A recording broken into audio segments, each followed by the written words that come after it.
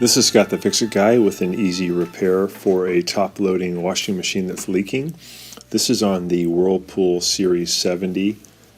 This has just a little bit of a leak that occurs at the bottom front, and this is almost always due to a faulty water pump, and the water pumps are actually really easy to put a new one in. We got it unplugged, we pulled it away from the wall by about maybe 3 feet. I'm going to lean it back so it's about 45 degrees back. I got to make sure it's stable so it's not going to fall.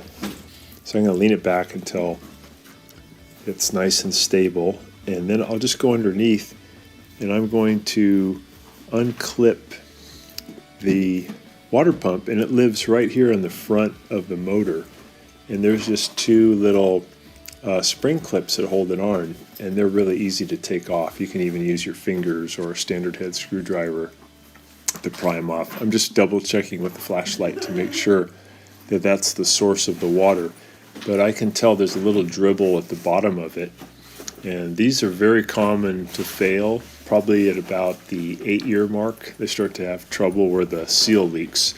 So I'm popping off the little spring clips, pulling off the water pump, and then I'm just going to disconnect the two lines that come in. I'm noticing that there's a little trail of sediment that's coming down, so this just verifies that that's where the water was coming from. And I'll unclip the hoses just with a pair of pliers. Here's the part number on the water pump, and this is for most of the Whirlpool direct drive washing machines.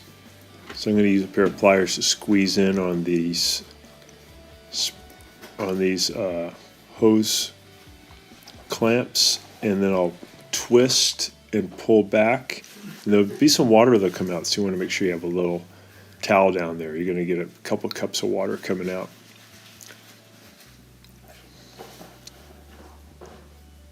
Leaning it back at 45 degrees does help a little bit to lessen the amount of water that will come out. There we go.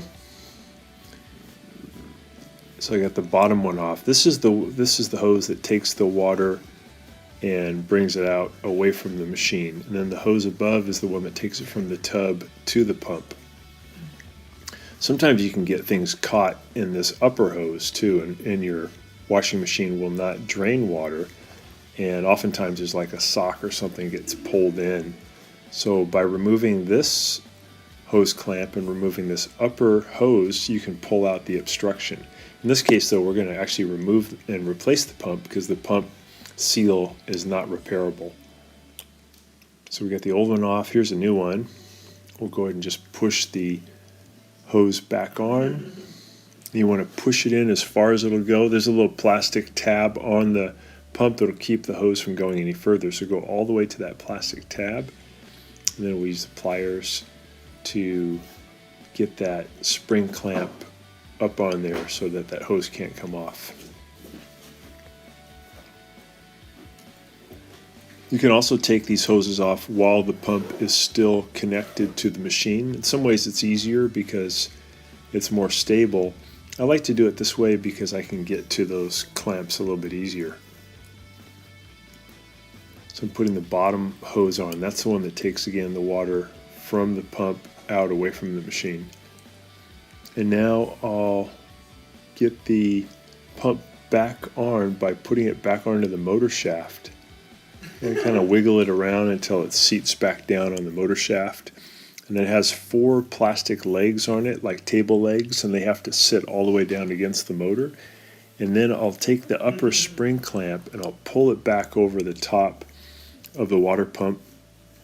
I'll do the same here at the bottom, so you can see how it works. You just push it and lift a little bit, it'll clip in. And now the pump's on there, it's nice and tight. We're just going to put this other hose clamp up on the lower tube, and then we're done. It's a really fast repair, and the part's not very expensive. These are actually really good machines. They last a long time. I've seen these go 25 years, so they're well worth repairing, and the parts are usually pretty cheap. So we're just making sure that those 2 hose clamps are on there tight, and then we'll Gently lower the machine back down to where it's flat, push it back against the wall, and we'll get its drain pipe put back into the standpipe behind the machine, plug it in, and take it for a test drive. There's a little sediment, you can see it better. It's forensic evidence that that seal had gone bad.